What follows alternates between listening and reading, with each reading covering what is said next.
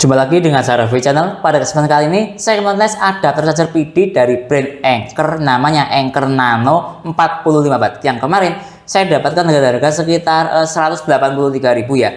Tentunya bermain-main voucher untuk mendapatkan harga yang semurah itu. Bila berminat, link pembelian ada di deskripsi. Nah, kali yang saya tes adapter charger Anker Nano ini untuk mencharging ke berbagai macam device seperti yang saya tulis di deskripsi. Seperti apa performa adapter charger ini? Simak videonya. Ini yang kita dapat dalam paket pembelian adapter charger Anker 45 watt yang dikemas dengan kemasan seperti ini. Lalu di dalam kemasannya ada kemasan juga seperti ini untuk tempat adapter charger. Lalu kita akan dapat ini semacam kartu garansi plus buku panduan singkat. Nah, seperti ini. Kemudian di dalam packing ada juga buku panduan pengguna seperti ini. Ini menggunakan banyak bahasa Inggris maupun bahasa Mandarin juga ada. Nah, seperti ini ya. Lalu ini fisik dari adapter charger Anker 45 watt. Dari sisi tampilan depan lihat ini ada tulisannya Anker. Ada tulisannya IQ3, ada port USB-C warna biru. Ini tampilannya seperti Dove ya. Lalu di sini ada semacam kayak cincin warna silver. Lalu ini desain bodinya menggunakan body tekstur seperti ini. Nah, garis-garis seperti ini. Beda dan terkesan solid. Nah, lalu dari sisi sini ada spesifikasi dari adapter charger. Nah, lihat ini Anker Nano 40 watt. Intinya output maksimalnya mencapai hingga 40 watt. Dari sisi sini ada berbagai macam sertifikat plus tentang perusahaan atau alamat dari perusahaan Anker. Dilihat dari sisi build quality Anker ya, bukan kaleng-kaleng. Sudah semuanya pasti paham tentang kualitas dari brand Anker. Lihat ini tulisannya terkesan sangat bagus. Nah, ini seperti tulisannya ada di balik layar ini. Ini Dove. Kemudian ini ada cincinnya. Lalu dari sisi finishing saya pegang-pegang ini enak, rapi pengerjaannya. Lalu dari sisi tulisan misalnya lihat ini kecil tapi rapi. Lihat dari sisi ini juga kecil tapi rapi. Kemudian dari sisi port lihat sangat rapi pengerjaan portnya. Oke, sekarang kita cek misalnya dari sisi tempel magnet. Biasanya ada charger yang kualitasnya biasa itu dia nempel magnet. Oke, lihat ini ada magnet ya, saya tempelkan. Dia tidak tempel. Nah, coba kita bandingkan dengan adapter charger kualitas KW. Ini 45 watt. Pasti kalian paham lah ya, ini adapter charger apa. Oke, coba saya tempelkan. Nempel. Nah, ya ini bedanya tentang kualitas adapter charger kualitas bagus dengan KW atau kurang asli. Kemudian coba kita lihat dari sisi berat. Nah, ini saya ada timbangan. Lihat ini saya timbang. Beratnya 68 gram. Nah, coba kita bandingkan dengan adapter charger KW juga ini 45 watt single port. Coba ya. Nah, lihat ini 87. Agak lebih berat ini sedikit ya, wajar ya karena ini kan lebih besar dosanya. Lihat ini perbandingannya. Tapi kok solid adapter Anker ini. Coba sekarang kita lihat dari sisi diketok-ketok. Pertama coba dari sisi adapter charger KW dahulu. Ini coba saya ketok-ketok, lihat ini. Nah, lihat prek gitu. Lihat ini, dengarkan lagi. Coba saya balik sebelah sini, malah prak gitu. Lihat ini. Nah, ya oke. Sekarang coba kita lihat dari sisi Anker, saya ketok-ketok. Dari sini mungkin ya, coba enak, tek. Coba sebelah sini. Ini malah rapat, lihat nih. Sakit sendiri tangan saya menggetok-getok. Coba dari sisi sini, sama juga tek gitu. Coba dari sisi sini, tek juga. Jadi dari sisi build quality adapter charger Anker 40 watt ini jos. Tes perbandingan Ripple ini coba saya bandingkan dengan menggunakan adapter charger KW ya. Pasti kalian paham lah ini adapter charger 40 watt apa. Kenapa kok saya bilang KW? Karena dia nempel magnet seperti ini. Nah, ya oke. Coba saya gunakan untuk beban charging ke ponsel Samsung Galaxy A05 super fast charging 20 watt. Saya tes dari sisi Anker 45 watt dahulu. Nah, lihat ini sudah saya hubungkan. Super fast charging aktif. Oke, sekarang kita masuk ke biarkan dahulu ini masih negosiasi daya. Kita tunggu sampai dayanya maksimal baru kita melihat dari sisi Ripple-nya. Lihat ini dia sudah mencapai pada daya 23 watt dengan voltase 9 volt. Oke, saya masuk ke menu Ripple. Nah, ini hasil Ripple-nya. Coba saya pause secara acak, menghasilkan nilai Ripple 76 mV dengan menggunakan adapter charger Anker. Nah, ini ganti dengan menggunakan adapter charger KW ya. Super fast charging juga aktif. Oke. Yang aktif PPS. Nah, lihat ini, kita tunggu sebentar. Mungkin ini masih negosiasi daya Nah, lihat dayanya sudah naik ke 6 dan seterusnya. Kita tunggu sebentar sampai dayanya maksimal. Nah, lihat ini dayanya sepertinya sudah maksimal di 18 watt. Harap maklum karena adapter charger KW ini 45 watt ya adapter chargernya, tapi bisa maksimal di 18 watt. Oke, sekarang saya masuk ke menu Ripple. Nah, ini nilai Ripple-nya. Nah, sebentar. Coba saya pause secara acak.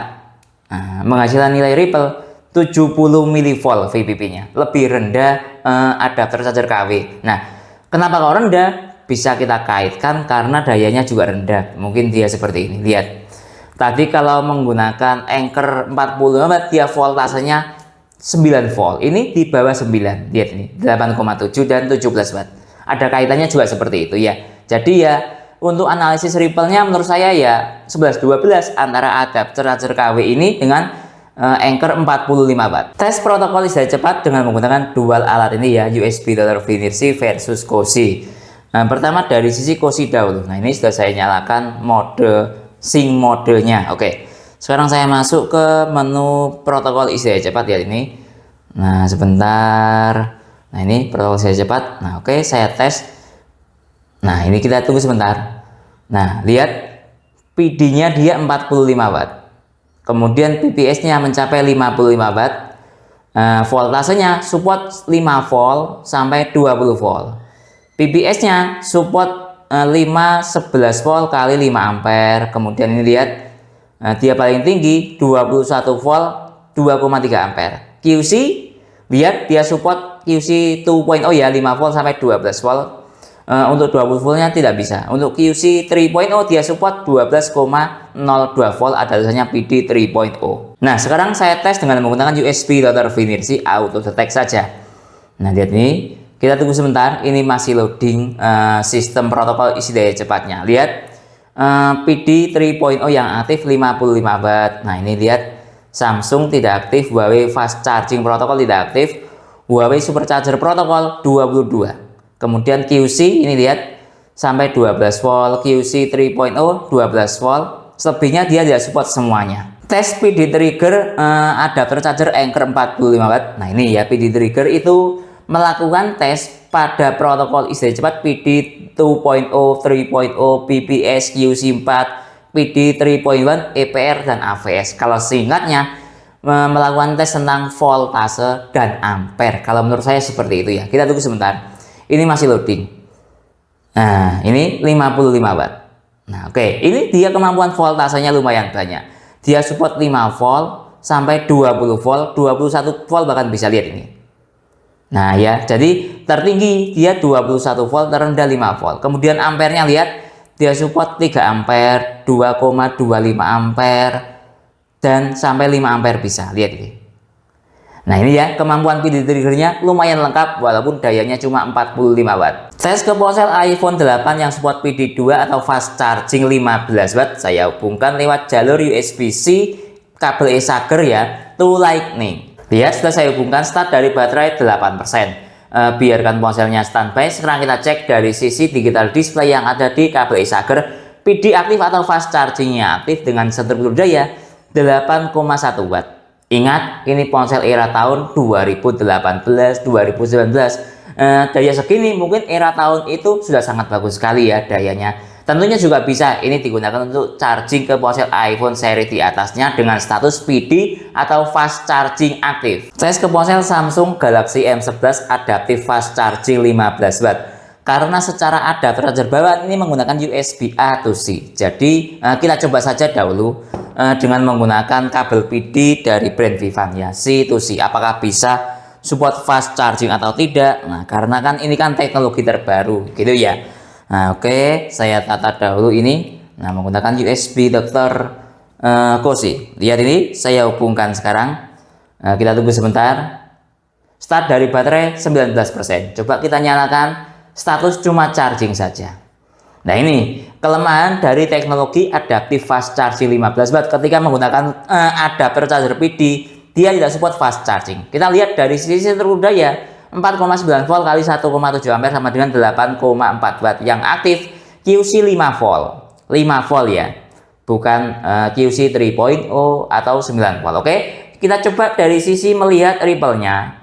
Nah, kalau ini ripple-nya lumayan rendah karena ya belum support fast charging, menghasilkan nilai VPP 8,9 volt. Oh, maksud saya ini 89 mV. Oke, karena tidak support fast charging menggunakan jalur PD, coba saya kasih solusi. Biasanya ini bisa, yaitu dengan menggunakan USB A to C seperti ini.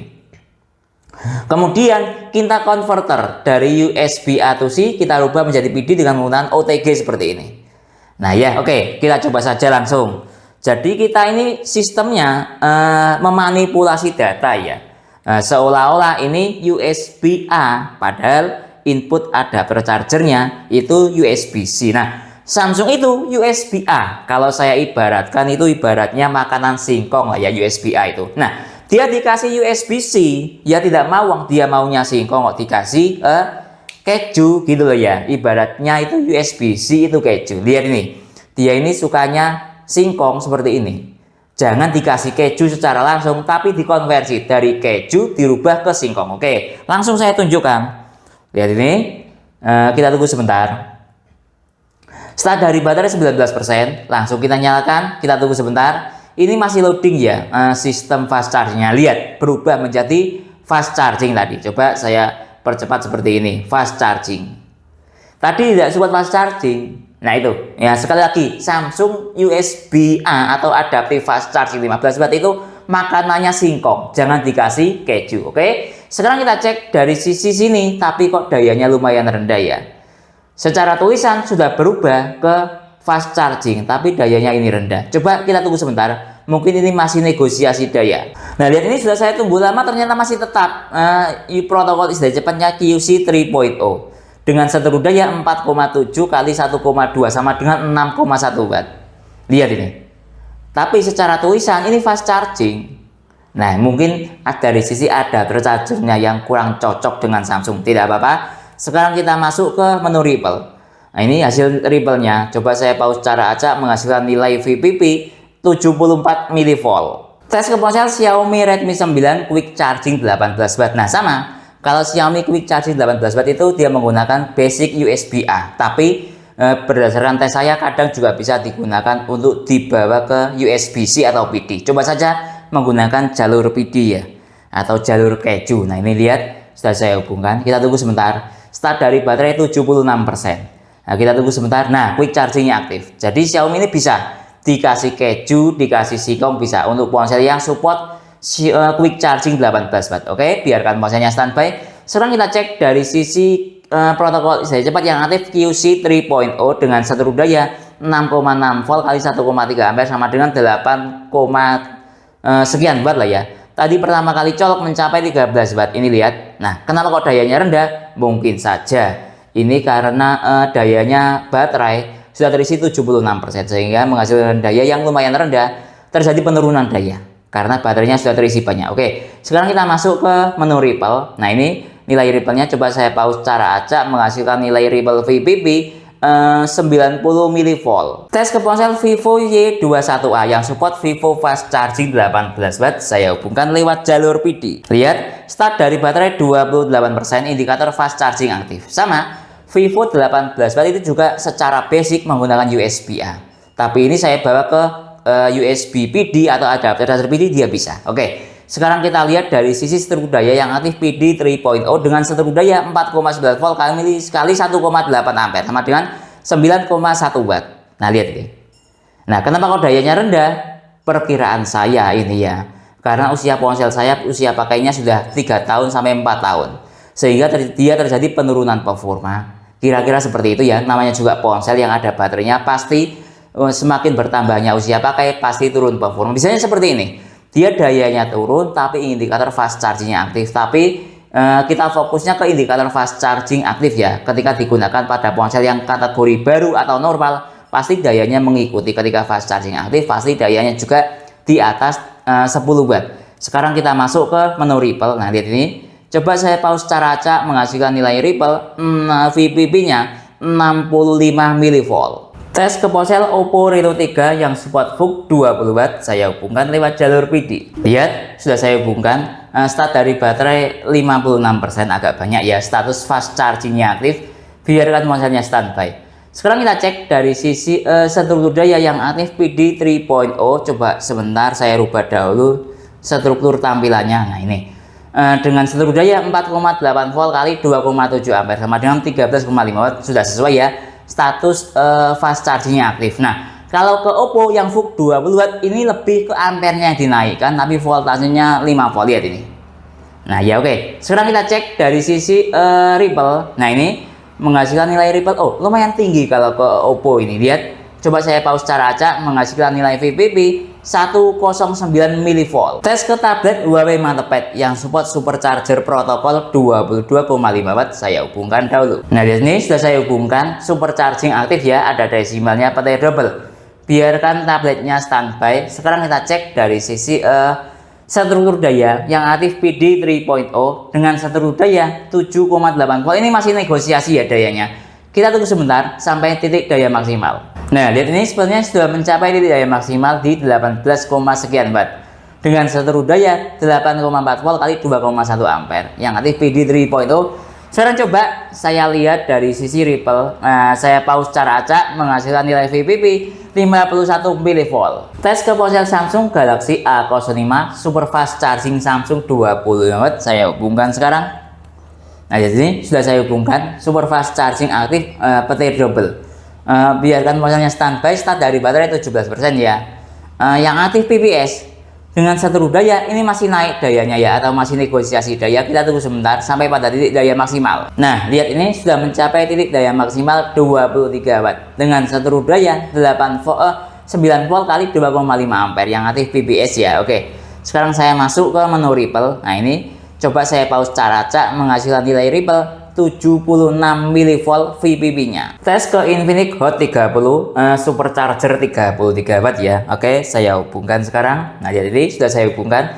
Start dari baterai 14%, tidak ada desimalnya ya karena lewat jalur PD. Biarkan ponselnya standby. Sekarang kita cek dari sisi protokol isi daya cepat yang aktif. Sebentar, ini saya perbaiki dahulu tampilannya. Nah seperti ini, yang aktif PPS dengan struktur daya 8,4 volt. Ini masih naik terus dayanya menuju titik daya maksimal. Kita tunggu sebentar. Nah ini dayanya dia sudah stabil. Daya maksimalnya tadi 18,3 watt. Lihat ini dengan struktur daya 8,5 volt kali 1,7 ampere sama dengan 14, sekian watt. Kalau segini menurut saya ya setara lah ya Infinix fast charging 18 watt. Oke, sekarang saya masuk ke menu ripple. Lihat ini ripple-nya. Coba saya pause secara acak, menghasilkan nilai ripple 53 mV. Lumayan rendah ripple-nya. Tes ke ponsel Realme 9i yang support dart charging 33 watt, saya hubungkan lewat kabel PD secara reguler dahulu. Nah lihat ini sudah saya hubungkan. Start dari baterai 1% atau habis total. Indikator yang muncul cuma charging saja, tidak support fast charging atau dart charging ya. Biarkan ponselnya standby. Sekarang kita cek dari sisi protokol isi daya cepat yang aktif, namanya DC dengan struktur daya 5 volt ya tadi, kali 1,7 ampere sama dengan 8,7 watt. Oke, sekarang saya masuk ke menu ripple, menghasilkan nilai ripple. Saya pause secara acak, ini 75 mV VPP nya. Tes ke ponsel Realme 9i dari charging 33 watt. Kali ini akan saya coba menggunakan kabel sakti dari brand I2C. Lihat sudah saya hubungkan, dari chargingnya langsung aktif, ada desimalnya. Oke, biarkan ponselnya standby. Sekarang kita cek dari sisi protokol isi daya cepat yang aktif DC dengan struktur daya 8,9 volt kali 2,4 ampere sama dengan 21, sekian watt. Oke, sekarang kita masuk ke menu ripple, menghasilkan nilai ripple. Coba saya pause secara acak, VPP nya 68 mV. Tes ke ponsel Itel RS4 yang support power charging 45 watt, saya hubungkan dengan menggunakan kabel PD dari brand Viva. Lihat start dari baterai 33%, biarkan ponselnya standby. Sekarang kita cek dari sisi protokol isi daya cepat aktif PPS dengan struktur daya 9,2 volt kali 3,7 ampere sama dengan 35, sekian watt. Nah ini kalau disarankan ya setara dengan power charging 42 watt. Saya cek dari sisi ripple. Coba saya pause secara acak, menghasilkan nilai ripple 86 mV VPP nya. Tes ke ponsel Oppo A3x Super VOOC 40 watt, saya hubungkan dengan menggunakan kabel PD Vivan. Lihat start dari baterai 7%. Kita cek dari sisi tulisan fast charging yang aktif, tidak super VOOC ya. Oke, biarkan ponselnya standby. Sekarang kita cek dari sisi protokol isi daya cepat yang aktif DC dengan satu daya 8,8 volt kali 1,5 ampere sama dengan 13, sekian watt. Oke. Sekarang kita masuk ke menu Ripple, menghasilkan nilai Ripple. Coba saya pause secara acak, ini sekitar di 101 mV VPP-nya. Tes ke ponsel Oppo A3X SuperVOOC 45 watt, saya hubungkan dengan menggunakan kabel sakti I2C. Lihat start dari baterai 6%, SuperVOOC aktif 45 watt, ada desimalnya. Biarkan ponselnya standby. Sekarang kita cek dari sisi yang aktif PD 3.0 dengan satu daya 9,3 volt kali 3, sekian ampere sama dengan 37 watt. Oke. Sekarang kita masuk ke menu Ripple, menghasilkan nilai Ripple lumayan tinggi. Lihat ini. Coba saya pause secara acak, menghasilkan nilai Ripple 185 mV. Tes ke ponsel Samsung Galaxy A36 Super Fast Charging Samsung 2.0 45 watt. Lihat, sudah saya hubungkan. Start dari baterai 7%, Super Fast Charging Samsung 2.0 aktif. Biarkan ponselnya standby. Sekarang kita cek dari sisi yang ada di USB Type-C PPS yang aktif dengan satu daya 9 volt kali 4,3 ampere sama dengan 39 watt. Dari sisi sini sudah. Sekarang kita masuk ke menu Ripple. Saya pause secara acak, menghasilkan nilai Ripple VPP 48 mV, kategorinya lumayan rendah. Tes ke ponsel Xiaomi Poco M6 Pro Turbo Charging 67 watt, saya hubungkan lewat jalur PD. Lihat, sudah saya hubungkan. Indikator yang muncul quick charging start dari baterai 1%. Biarkan ponselnya standby. Sekarang kita cek dari sisi protokol isi daya cepat yang aktif, namanya PPS. Nah, ini masih naik terus dayanya. Kita tunggu sebentar sampai titik daya maksimal. Nah, lihat ini. Dia mencapai pada titik daya 26 watt tadi maksimal. Nah, ini dengan satu daya 8,2 volt kali 3,1 ampere sama dengan 26 watt. Nah, ini kalau disetarakan ya, setara dengan Xiaomi Turbo Charging 33 watt. Dia daya stabilnya juga segini. Oke, ini sudah selesai. Coba saya masuk ke menu Ripple. Saya pause secara acak, menghasilkan nilai Ripple 63 mV, lumayan rendah. Tes ke ponsel Xiaomi Poco M6 Pro Turbo Charging 67 watt, saya hubungkan dengan menggunakan kabel sakti. Lihat start dari baterai 3%, 67 watt ya, Xiaomi Turbo Charging yang aktif, ada desimalnya. Biarkan ponselnya standby.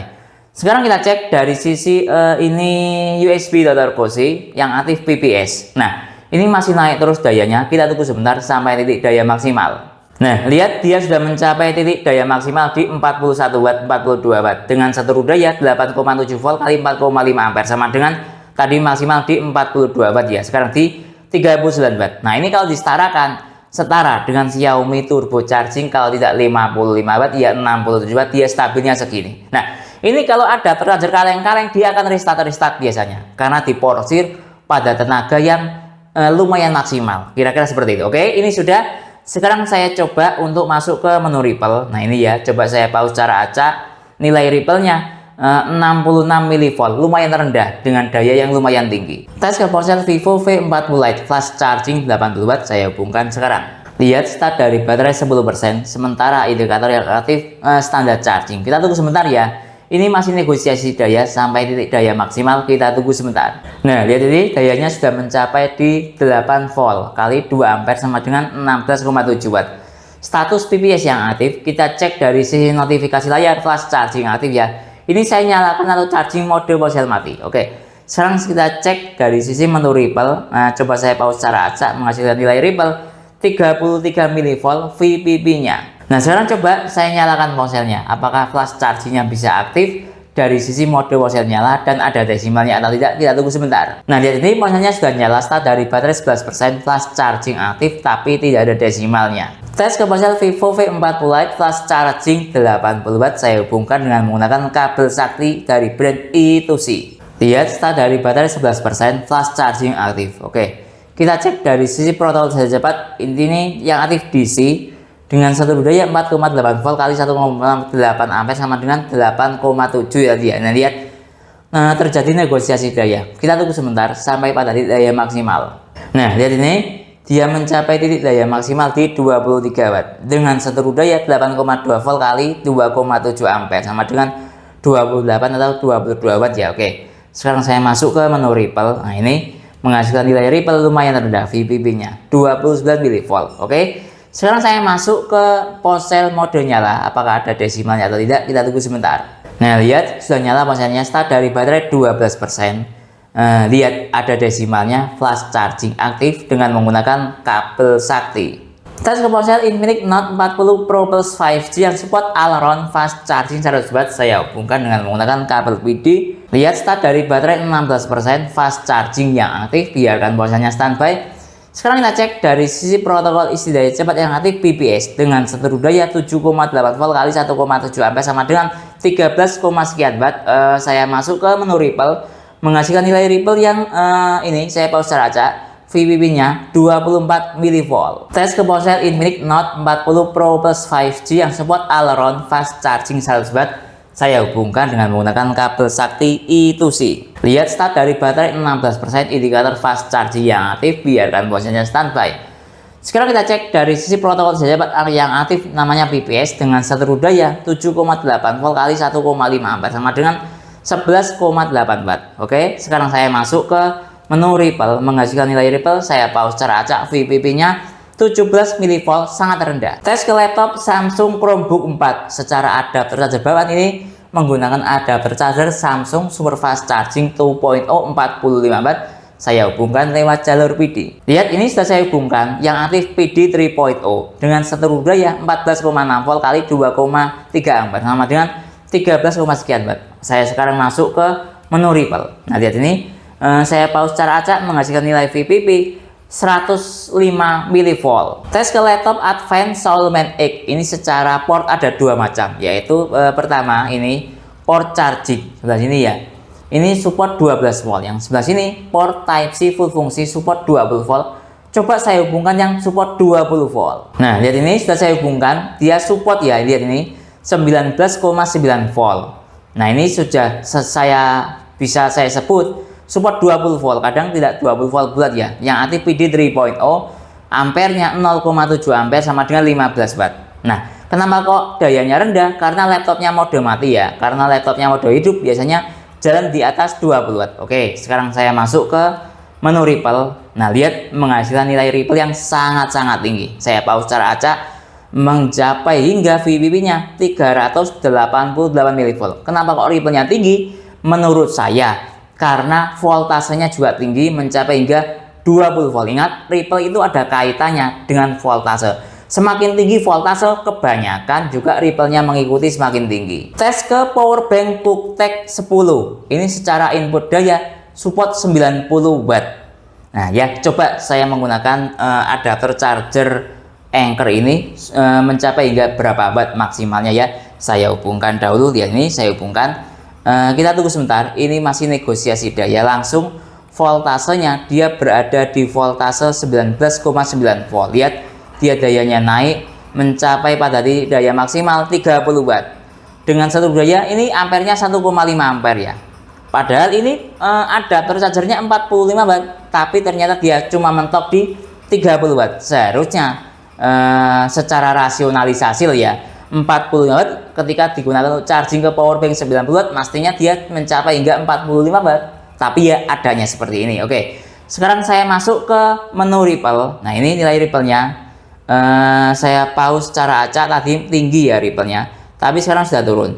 Nah, lihat ini mencapai nilai VPP 52 mV, lumayan rendah nilai Ripple-nya. Tes speed charging akan saya gunakan untuk charging ke ponsel Samsung Galaxy A36 Super Fast Charging Samsung 2.0 45 watt.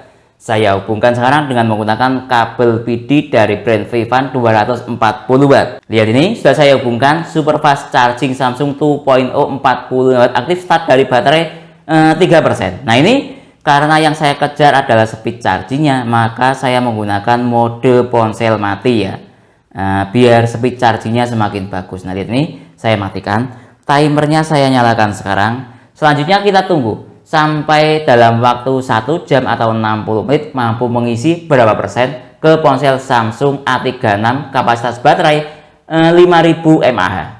Nah, lihat ini ketika mode ponsel mati, kita kontrol dari sisi stop kontak mencapai daya 46 watt.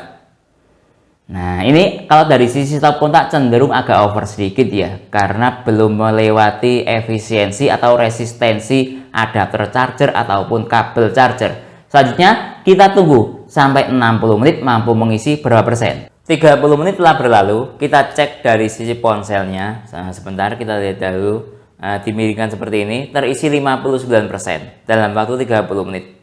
Tidak terlalu cepat dan tidak terlalu lambat ya, menurut saya ya standar lah ya, kelasnya kelas super fast charging Samsung 2.0 45 watt. Oke, sekarang kita cek dari sisi temperatur adapter charger dahulu. Lihat ini, saya scan temperaturnya mencapai pada 53, 54, 54 ya. Lihat ini, 54 derajat Celcius. Tadi 54 ya, coba saya scan ulang. Nah, sebentar. Nah, lihat nih, 54,9 derajat Celcius. Coba saya pegang. Ya panas, agak sedikit menyengat, belum terlalu menyengat. Sekarang kita cek dari sisi temperatur ponsel, hangat normal. Nah, lihat ini. Selanjutnya kita tunggu sampai 60 menit mampu mengisi berapa persen. 60 menit telah berlalu. Nah, kita cek ponselnya.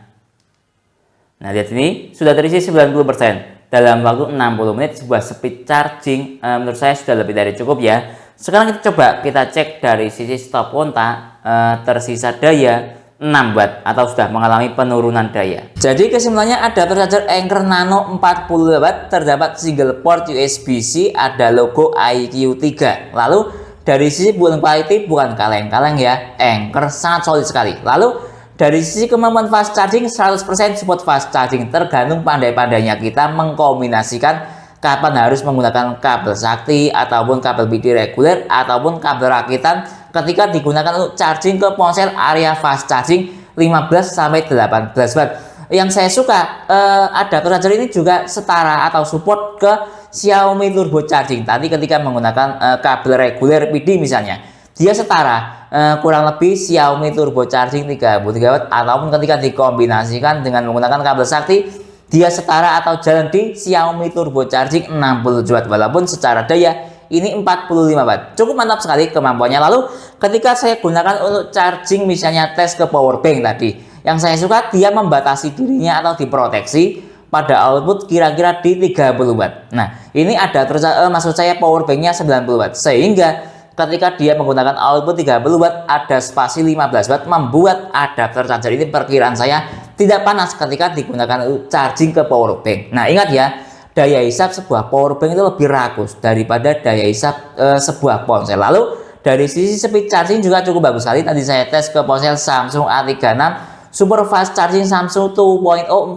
watt aktif, start dari baterai low bat hingga terisi 90%. Membutuhkan waktu 60 menit. Menurut saya itu sebuah speed charging ya standarnya Samsung super fast charging 40 watt atau 2.0 sudah lebih dari cukup menurut saya.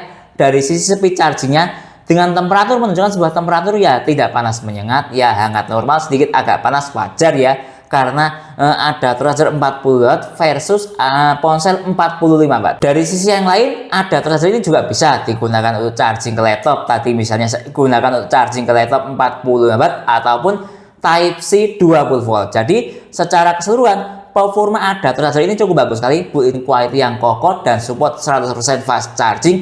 Bisa juga digunakan untuk charging ke power bank maupun laptop dengan temperatur kategori hangat normal atau agak panas sedikit. Mungkin itu yang bisa saya jelaskan dalam tes Anker Nano 40 watt ini. Kalau ada pertanyaan atau usulan lain yang sekiranya belum saya jelaskan dalam tes video ini, silahkan menulis di kolom komentar. Kalau teman-teman minat untuk membeli Anker Nano 45 watt ini ataupun alat tes lainnya, link pembelian ada di deskripsi. Saya Didin undur diri dulu, sampai jumpa pada video berikutnya. Terima kasih.